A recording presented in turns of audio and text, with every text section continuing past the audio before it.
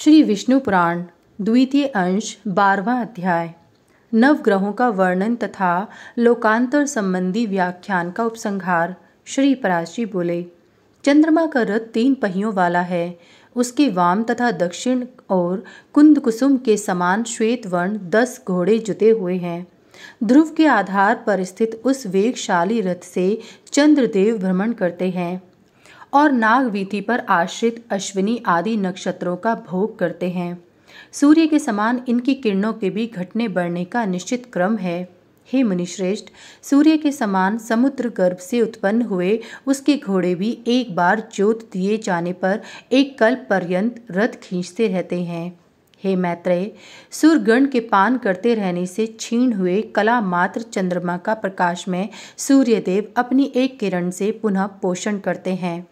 जिस क्रम से देवगण चंद्रमा का पान करते हैं, उसी क्रम से जलापहारी सूर्यदेव उन्हें शुक्ल प्रतिपदा से प्रतिदिन पुष्ट करते हैं। हे मैत्रेय, इस प्रकार आधे महीने में एकत्रित हुए चंद्रमा के अमृत को देवगण फिर पीने लगते हैं, क्योंकि देवताओं का आहार तो अमृत ही है। 33,3333 देवगण चंद्रस्थ अमृत का पान करते हैं। जिस समय 2 कला मात्र रहा हुआ चंद्रमा सूर्यमंडल में प्रवेश करके उसकी अमा नामक किरण में रहता है, वह तिथि अमावस्या कहलाती है।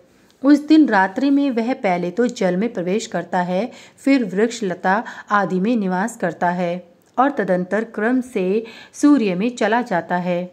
वृक्ष और लता आदि में चंद्रमा की स्थिति के समय अमावस्या को जो उन्हें काटता है अथवा उनका एक पत्ता भी तोड़ता है, उसे ब्रह्म हत्या का पाप लगता है। केवल 15वीं कला रूप यदि किंचित भाग के बचे रहने पर उस क्षीण चंद्रमा को पितृगण मध्योनांतर काल में चारों ओर से घेर लेते हैं। हे मुने, उस समय उस द्विकलाकार चंद्रमा की बची हुई अमृतमयी एक कला का वे पितृगण पान करते हैं।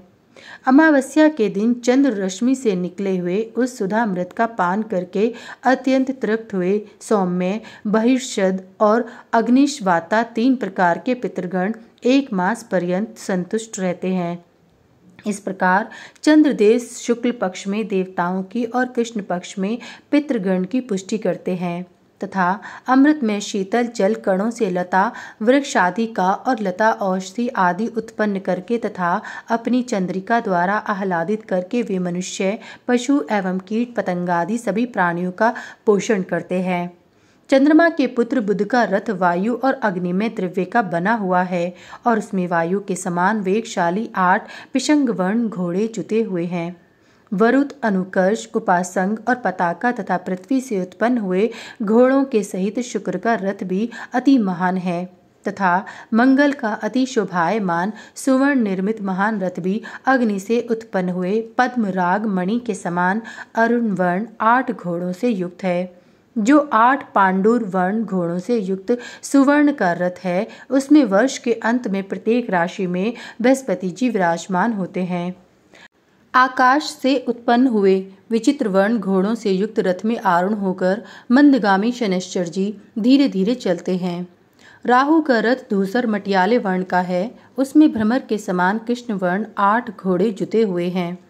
हे मैत्रेय, एक बार जोत दिए जाने पर वे घोड़े निरंतर चलते रहते हैं।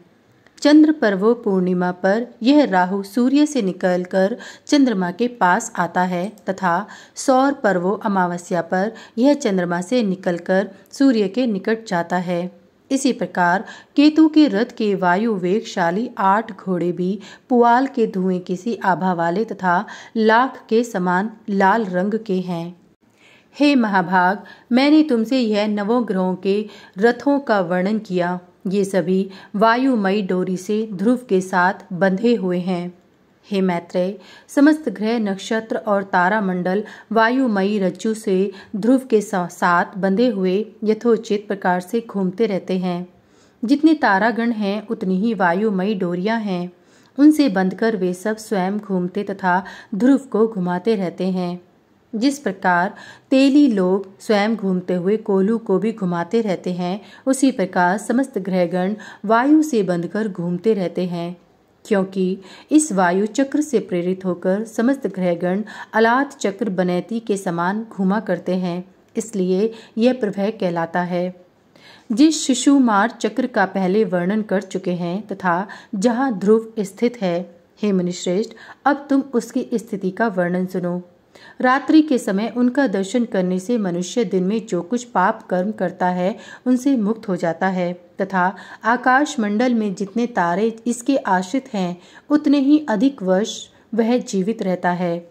उत्तानपाद उसकी ऊपर की हनु ठोड़ी है और यज्ञ नीचे की तथा धर्म ने उसके मस्तक पर अधिकार कर रखा है।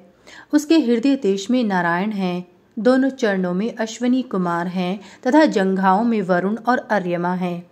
संवत्सर उसका शिशन है, मित्र ने उसके अपान देश को आश्रित कर रखा है तथा अग्नि, महेंद्र, कश्यप और ध्रुव पुच्छ भाग में स्थित हैं।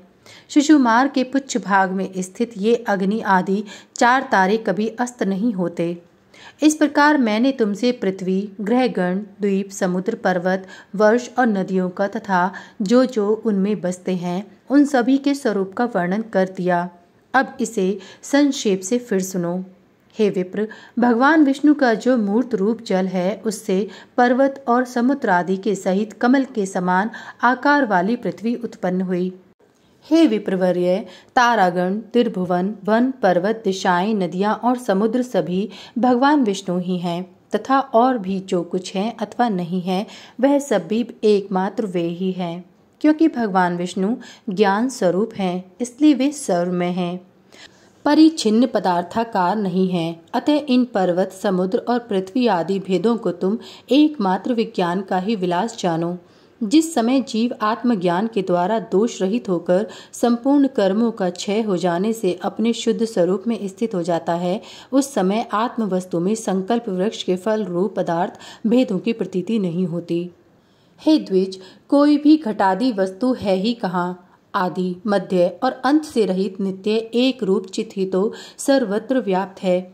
जो वस्तु पुनः पुनः बदलती रहती है, पूर्ववत नहीं रहती, उसमें वास्तविकता ही क्या है। देखो, मृतिका ही घट रूप हो जाती है और फिर वही घट से कपाल, कपाल से चूर्ण रज और रज से अणुरूप हो जाती है। तो फिर बताओ, अपने कर्मों के वशीभूत हुए मनुष्य आत्मस्वरूप को भूलकर इसमें कौन सी सत्य वस्तु देखते हैं।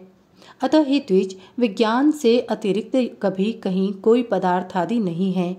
अपने अपने कर्मों के भेद से भिन्न भिन्न चित्तों द्वारा एक ही विज्ञान नाना प्रकार से मान लिया गया है। वह विज्ञान अति विशुद्ध, निर्मल, निशोक और लोभादि समस्त दोषों से रहित है। वही एक सत्स्वरूप परम परमेश्वर वासुदेव है, जिससे पृथक और कोई पदार्थ नहीं है। इस प्रकार मैंने तुमसे यह परमार्थ का वर्णन किया है। केवल एक ज्ञान ही सत्य है, उससे भिन्न और सब असत्य है। इसके अतिरिक्त जो केवल व्यवहार मात्र है, उस त्रिभुवन के विषय में भी मैं तुमसे कह चुका। इस ज्ञान मार्ग के अतिरिक्त मैंने कर्म मार्ग संबंधी यज्ञ, पशुवहनी, समस्त ऋत्विक, सोम, सुरगण तथा स्वर्ग में कामना आदि का भी दिग्दर्शन करा दिया। भूरलोक आदि के संपूर्ण भोग इन कर्म कपालों के ही फल हैं। यह जो मैंने तुमसे त्रिभुवन गत लोकों का वर्णन किया है, इन्हीं में जीव कर्मवश घूमा करता है। ऐसा जानकर इससे विरक्त हो मनुष्यों को वही करना चाहिए जिससे ध्रुव, अचल एवं सदा एक रूप भगवान वासुदेव में लीन हो जाएं। इति श्री विष्णु पुराणे द्वितीय अंशे 12वां अध्याय समाप्त।